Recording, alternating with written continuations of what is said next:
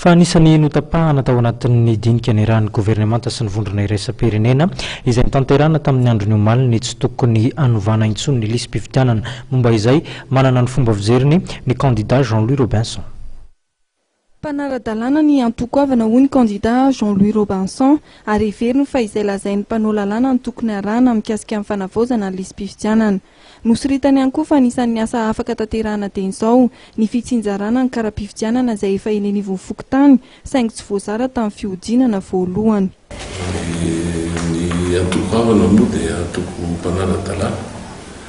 ary ny tena président sy ny andro fotoana koa misy ny fiarahana akaiky amin'ny mouvance ara-pahalemana. Resta favozo zay am'zay déclaration tokony atao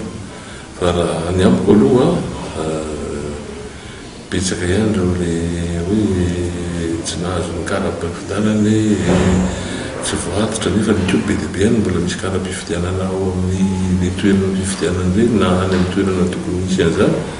reny angamba aloha tokony zaraina tsara fa ohatra mikorotana be le ohatran'ny tsy milamina tsara le fandroenan'ny secrétariat tsy fantatra ny fahadisoana na avy any amin'izy na avy any amin'izy amin'ny fotoana izao fa mbola mandinika koa zay ny fahitako azy a dia tokony hizotra am-pilaminana le fifidianana marina fa misy fahadisoana nefa ny raha nanalana tamin'ny communauté internationale rehetra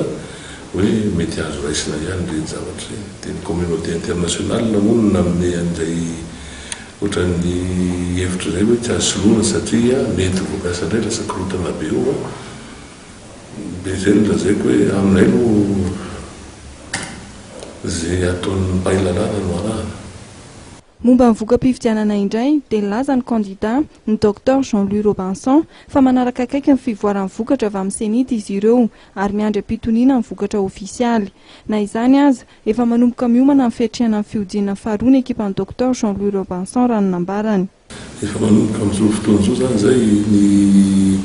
fijerena ny hoe inona ny lesoko inona ny zavatra nety tamin'ireny fifidianana voalohany reny. Eo ihany zany mbola manambara aminao hoe valim-pianatra tsy maintsy andrasana am-pitoniana ny valim-pifidianana teo.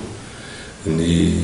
mpanao politika moa dia hitanao fa miresaka dia efa miresaka tamin'ny mpanao politika maromaro izay